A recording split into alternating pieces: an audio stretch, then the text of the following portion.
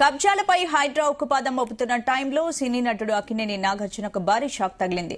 తమ్మిడికుంట చెరువును కబ్జా చేసి నాగార్జున ఎన్ కన్వెన్షన్ సెంటర్ కట్టారంటూ హైడ్రాకు ఫిర్యాదు చేసింది. జనం కోసం ఫౌండేషన్ 29 ఎకరాల 24 గుంటలు ఉండాల్సిన చెరువులో ఇప్పటికే 8 ఎకరాలు కబ్జా అయిందని, ఎన్ కన్వెన్షన్ కోసం 3 ఎకరాలకు పైగా కబ్జా చేశారని హైడ్రాకు ఫిర్యాదు చేశారు. కబ్జా అయిన చెరువు స్థలాన్ని సీజ్ చేయాలని, ఎన్ కన్వెన్షన్ ను కూల్చాలని ఫిర్యాదుదారులు డిమాండ్ చేస్తున్నారు.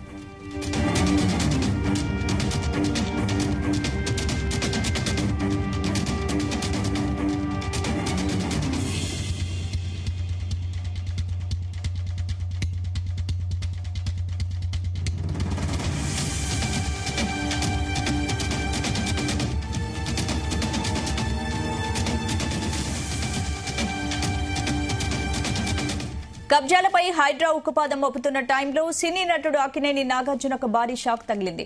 తమ్మిడికుంట చెరువును కబ్జా చేసి నాగార్జున ఎన్ కన్వెన్షన్ సెంటర్ కట్టారంటూ హైడ్రాకు ఫిర్యాదు చేసింది.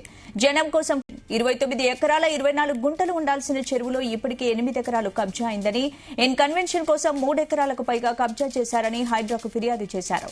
కబ్జా అయిన చెరువు స్థలాన్ని సీజ్ చేయాలని, ఎన్ కన్వెన్షన్ ను కూల్చాలని ఫిర్యాదుదారులు డిమాండ్ చేస్తున్నారు.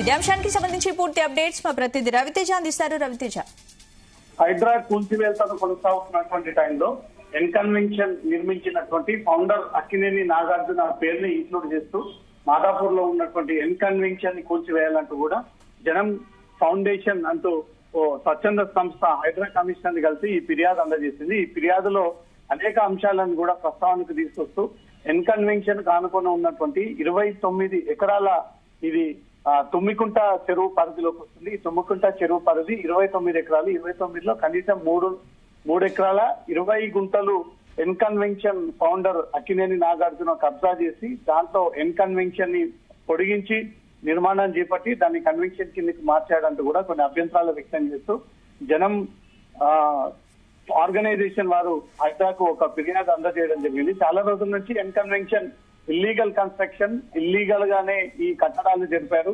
ఎఫ్టీఎల్ పరిధిలో ఉన్నటువంటి భూమిలో ఎన్ కన్వెన్షన్ కి ఎలా అనుమతించారంటూ కూడా గతంలో నుంచి ఈ అంశం అనేక సార్లు తెరపైకి తీసుకొచ్చినప్పటి నుంచి కూడా నాగార్జునకు ఉన్నటువంటి ఇన్ఫ్లుయెన్స్ ని బట్టి అందరినీ దాన్ని మేనేజ్ చేసుకుంటూ వస్తా ఉన్నారు. ఇప్పుడు ఏకంగా హైడ్రా ఈ కూల్చివేతల ప్రక్రియ అటు కేటీఆర్ చెన్వాడ ఫామ్ హౌస్, ఇటు ఇన్నర్ రింగ్ రోడ్ పరిధిలో ఉన్నటువంటి ఏవైతే అక్రమ కట్టడాలు ఉన్నాయో వాటి ఎప్పుడు ఫిర్యాదు అందజేయాలన్నా నేరుగా బుద్ధ భవన్ లో ఉన్నటువంటి హైడ్రా కార్యాలయానికి ఏ సమస్యలు ఉన్నా ఇమీడియట్ గా తమ దృష్టికి తీసుకొస్తే దాన్ని క్షేత్రస్థాయిలో పరిశీలన చేపట్టి నిజంగానే ఎఫ్టీఎల్ ల్యాండ్స్, ప్రభుత్వ స్థలాలు కబ్జాకు గురైనట్టయితే మాత్రం ఖచ్చితంగా కూల్చివేతలు కొనసాగిస్తామంటూ కూడా హైడ్రా కమిషన్ ఒక స్టేట్మెంట్ ఇవ్వడం జరిగింది. అందుకోసమే తెలంగాణ కాంగ్రెస్ ప్రభుత్వం ఈ హైడ్రా కమిటీని ఏర్పాటు చేసి దాని ద్వారా ఈ కూల్చివేతల ప్రక్రియ కొనసాగుతోంది. తాజాగా మాదాపూర్ లో ఉన్నటువంటి అక్కినేని నాగార్జున ఎన్ కన్వెన్షన్ మొత్తం 10 ఎకరాల్లో ఉండగా దాంట్లో 3 ఎకరాలు చెరువు ల్యాండ్, ఆ చెరువు ల్యాండ్ ని 29 ఎకరాల చెరువు ల్యాండ్ లో నుంచి 3 ఎకరాలు బలవంతంగా అప్పటి అధికారులతో మేనేజ్ చేయించి ఆ ల్యాండ్ ని దీంట్లోకి కలిపేసి ఆ చెరువు వాటర్ ని తొలగించి ఈ ఎన్ కన్వెన్షన్ ని ముందు నుంచి మొదలుకొని వెనక భాగాన్ని వరకు కూడా చెరువు ల్యాండ్ లోకి కలిపేసి ఆ 3 ఎకరాలు కబ్జా చేసి దానిపైన ఎన్ కన్వెన్షన్ నిర్మించారన్నట్టుగా కూడా గతంలో నుంచి ఆరోపణలు ఉన్నాయి. గతంలో నుంచి కూడా ఆందోళన వ్యక్తమయ్యాయి. అనేక సార్లు జిహెచ్ఎంసీ అధికారుల దృష్టికి తీసుకెళ్లినప్పటికీ ఎలాంటి చర్యలు తీసుకోకపోవడము, ఇప్పుడు కాంగ్రెస్ ప్రభుత్వం అధికారంలోకి వచ్చిన తర్వాత హైడ్రా పేరుతో ప్రత్యేక కమిటీ వింగ్ ఏర్పాటు చేసినటువంటి వెంటనే నాయకులను ఎవరిని చూడకుండా, ఏ స్థాయిలో ఉన్నటువంటి వ్యక్తులను చూడకుండా కూల్చివేతల ప్రక్రియ స్పీడ్ గా కొనసాగుతా ఉంది. కాబట్టి ఎన్ కన్వెన్షన్ యజమాని అయినటువంటి అక్కినేని నాగార్జున కబ్జాకు గురైనటువంటి ఆ 3 ఎకరాలను ఎన్ కన్వెన్షన్ బారి నుంచి తప్పించి అది తిరిగి మళ్ళీ ఎఫ్టీఎల్ ల్యాండ్ లోకి కలిపి ఇన్ని రోజుల పాటు దానిపై అక్రమంగా కొనసాగినటువంటి నాగార్జున పైన చర్యలు తీసుకోవాలి. ఆ భవనాలన్నీ కూడా కూల్చివేయాలి. ఎఫ్టీఎల్ పరిధిలో ఎఫ్టీఎల్ ఆనుకొని ఈ ఎన్ కన్వెన్షన్ ని 10 ఎకరాల నిర్మాణం జరిగింది. ఆ చెరువు ల్యాండ్స్ లో ఈ అనుమతిని ఎవరిచ్చారు, ఏ కోణంలో ఇచ్చారు, ఈ 10 ఎకరాల ల్యాండ్ లో ఎన్ కన్వెన్షన్ ఎలా నిర్మించాడు, దానికి అనుమతులు ఉన్నాయా లేవా, అనుమతులు లేకపోతే మొత్తం 10 ఎకరాల్లో ఉన్నటువంటి ఎన్ కన్వెన్షన్ ని పూర్తి స్థాయిలో నేలమట్టం చేయాలంటూ కూడా హైడ్రా కమిషనర్ కి జనం కోసం అనే ఫౌండేషన్ నిర్వాహకులు అక్కడ స్థానికంగా ఉన్నటువంటి లీడర్స్, పొలిటీషియన్స్ అంతా కూడా కలిసి ఈ ఫిర్యాదు అందజేసినట్టుగా తెలుస్తోంది. ఇన్కన్వెన్షన్ పైన దృష్టి పెడతారా పెట్టారా? ఎందుకంటే ఏ ప్రభుత్వం అధికారంలోకి వచ్చినా నాగార్జున ఫ్యామిలీ ఈజీగా వాళ్ళందరినీ కూడా తమ శక్తి చేతల్లో పెట్టుకొని మేనేజ్ చేసుకొని ఏ యొక్క ఆస్తులని వదులుకోకుండా వాళ్ళతో టైఅప్ అయ్యి ఉండి వారితో దోస్తానా చేసి ఏ ఆస్తులని కూడా నష్టం కలిగించకుండా ఈ రకమైనటువంటి ప్రయత్నాలు జరుపుతూ ఉంటారు. కాబట్టి ఇప్పుడు ఇన్కన్వెన్షన్ అంశం తెరపైకి వచ్చింది. ఇన్కన్వెన్షన్ కూల్చివేయాలంటూ కూడా బాధితులంతా కూడా హైడ్రా కమిషనర్ ని కలిసి ఒక మెమోరాండం కూడా ఇవ్వడం జరిగింది. గతంలో ఇది చెరువు ల్యాండ్ ని కబ్జా చేసి ఇన్కన్వెన్షన్ నిర్మించారన్నట్టు కూడా గతంలో కూడా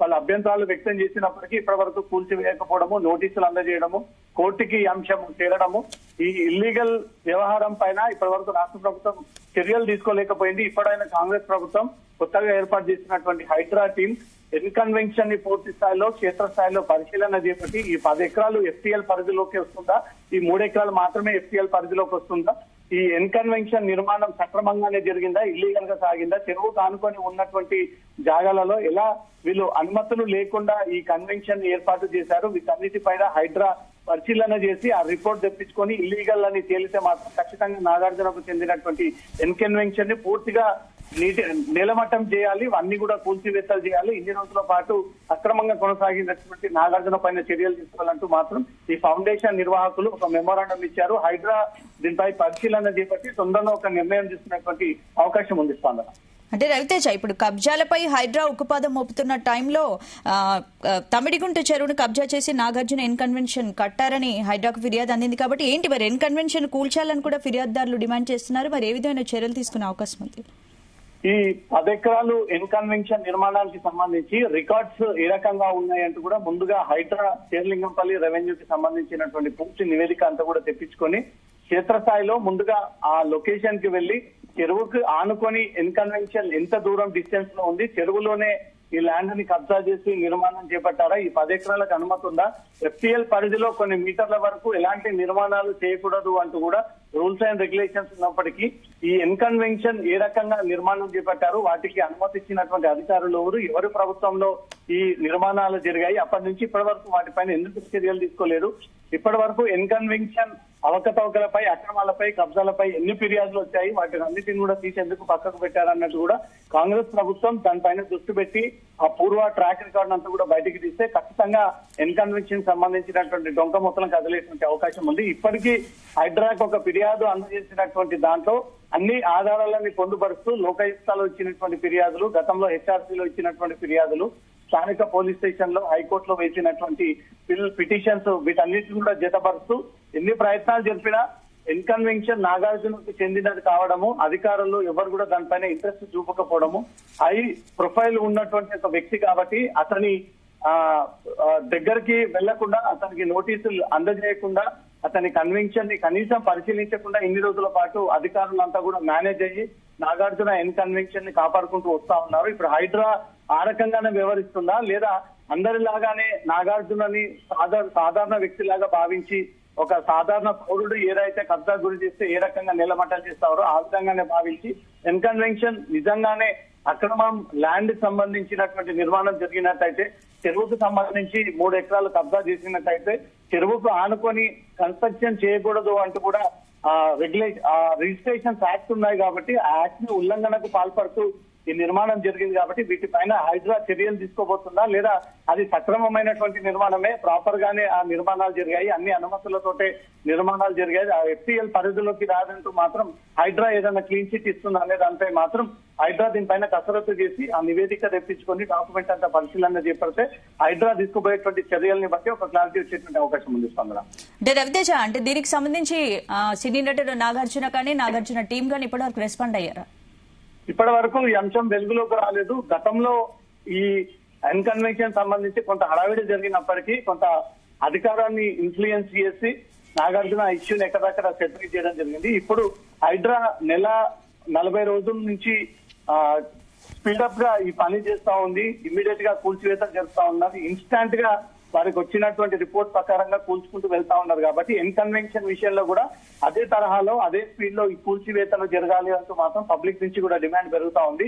ఈ ఆర్గనైజేషన్, స్థానికంగా ఉన్నటువంటి రాజకీయ నాయకులు, స్థానికులందరూ కూడా చెరువులోకి వెళ్లాల్సినటువంటి నీళ్ళీటి అన్నిటిని కూడా వీళ్ళు ఆక్రమించేసి ఆ 3 ఎకరాల భూమిని ఎన్కన్వెన్షన్ లోపలికి కలుపుకొని దానిపైన ఈ నిర్మాణాలు చేపట్టారు. వెనక భాగం ఈ 3 ఎకరాలలో ఉన్నటువంటి ఎన్కన్వెన్షన్ కట్టడాలను కూల్చేస్తే మాత్రం ఆ చెరువు ఫుల్ ఫ్లెడ్జ్ గా ప్రజలందరూ కూడా ఉపయోగపడేటువంటి ఉంటుంది. తుమ్ముకుంట కొన్ని సంవత్సరాల తరబడి చరిత్ర ఉన్నటువంటి ఆ చెరువుని రాను రాను ఆ చెరువునంతా కబ్జాల పర్వం అయిపోతా ఉంది. రియల్ ఎస్టేట్ వ్యాపారంగా మారిపోతా ఉంది. ముఖ్యంగా నాగార్జున తన ఇన్ఫ్లుయెన్స్ యూజ్ చేసుకొని ఈ 3 ఎకరాల పాటు స్థలాన్ని కబ్జా చేసి ఆ 3 ఎకరాలు ఎన్కన్వెన్షన్ లోకి కలుపుకొని ఈ నిర్మాణాలు చేపట్టాడంటూ కూడా ప్రధాన అభియోగాలు, ఆరోపణలు, ఈ సందేహాలు మోపుతూ వీళ్ళు ఫిర్యాదు అందజేయడం జరిగింది. హైడ్రా ఇప్పుడు పెద్ద బాధ్యతనే కనబడతా ఉంది. ఒక పక్క జన్వాడ ఫామ్ హౌస్ విషయాల్లో కూడా కోర్టు దీన్ని పరిశీలన చేపట్టి అక్కడ సీన్ లోకి వెళ్లి ఈ డాక్యుమెంటేషన్ ని పరిశీలించి నిజంగానే ఎఫ్టీఎల్ పరిధిలోకి వస్తుందా లేదా, అన్ని రూల్స్ అండ్ రెగ్యులేషన్స్ ప్రకారంగా ఉందా లేదా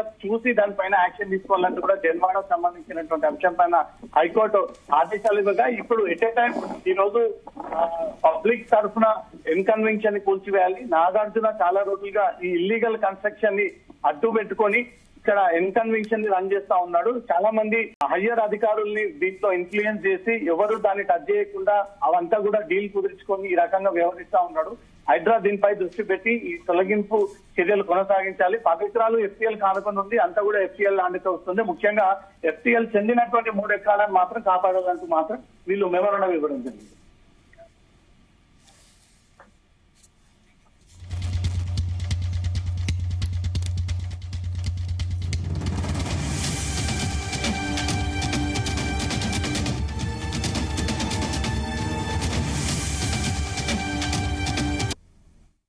మన వెనక కనబడుతున్న చెరువు తమిడికుంట చెరువు. ఇది రికార్డు ప్రకారము 29 ఎకరాల 24 గుంటల భూమి ఉంది. ఇప్పుడు ఎంత కబ్జాకు గురైంది అనేది మనం అధికారులను అడిగి తెలుసుకోవాల్సిన విషయము. గతంలో 2 ఎకరాల 30 గుంటలు ఉన్న ఎన్కన్వెన్షన్ ఈ రోజు ఎంత పెద్దగా అయింది. గతంలో కేసీఆర్ ప్రభుత్వంలో 9 ఎకరాలు కబ్జాకు గురైందని చెప్పి అధికారులు ఎంక్వైరీకి రావడం కూడా జరిగింది. అధికారుల చేతిపడడం వల్ల అది తూతూ మంత్రంగా వదిలేయడం జరిగింది. ఏదైతే మొండికుంట నుంచి తమిడికుంట నుంచి ఇతర చెరువులకు గొలుచుకట్టుగా వెళ్లడం జరుగుతుంది. కానీ ఈ పక్కలున్న చిన్న చిన్న బిల్డింగ్లు కూడా కన్స్ట్రక్షన్ చేయడం జరుగుతుంది. ఈ చెరువు భాగంలో ఉన్నాయా లేక బయట ఉన్నదే దీని మీద ఎంక్వైరీ చేయాలి. అదేవిధంగా ఈ చెరువు ఎంత కబ్జా గురైందని చెప్పి మీరు చర్యలు తీసుకోవాలని చెప్పి హైడ్రా కమిషన్ కు తెలియజేస్తూ ఈ ప్రభుత్వం మీద మాకు నమ్మకం ఉంది, చెరువులను కాపాడతారని చెప్పి చెరువులో ఏదైతే శేర్లింగంపల్లిలో ఉన్న చెరువులను కాపాడనికే ప్రభుత్వము అదేవిధంగా హైడ్రా కమిషన్ కు కృషి చేయాలని చెప్పి తెలియజేస్తున్నాం.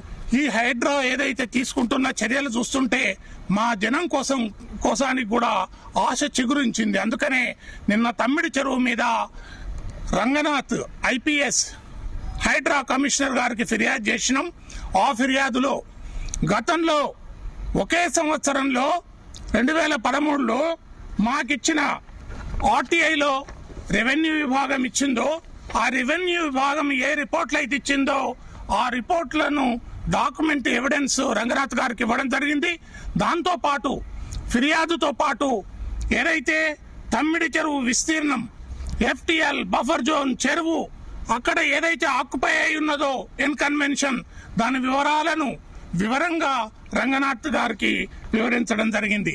2013 మాకిచ్చిన ఏదైతే ఆర్టీఐలో ఎఫ్టీఎల్ మ్యాప్ అని ఇచ్చిన ఏదైతే రెవెన్యూ విభాగం తహసీల్దార్ కార్యాలయం షేర్లింగంపల్లి వాళ్ళు ఇచ్చిన ఈ రిపోర్టు చూడండి. ఇది 29 ఎకరాల 24 గుంటలు. అదే సంవత్సరం 2013 మాకు ఆర్టీఐలో ఇచ్చింది. సేమ్ అదే సంవత్సరం. ఇది ఇక్కడ ఒక విచిత్రమైన పరిస్థితి ఏంటంటే అదే ఆర్టీఐ మాకు ఇచ్చింది. ఇదే వేరే డిపార్ట్మెంట్ కూడా కాదు, ఇదే షేర్లింగంపల్లి రెవెన్యూ కార్యాలయం వాళ్ళు ఇచ్చిన రిపోర్టు ఇక్కడ చూడండి 21 ఎకరాలని ఇచ్చారు. అంటే ఒకటే సంవత్సరంలో వీళ్ళు ఇచ్చిన రిపోర్ట్లను చూస్తుంటే దాదాపు 9 నుంచి 10 ఎకరాలు అక్కినేని నాగార్జునకు వీళ్ళు ఇచ్చేసిరా. ఏ విధంగా ఎక్కడ పోయినాయి ఈ 9 ఎకరాలు? ఒక హీరో అయితే, ఒక ప్రముఖుడు, అందరికీ ఆదర్శంగా ఉండాలి,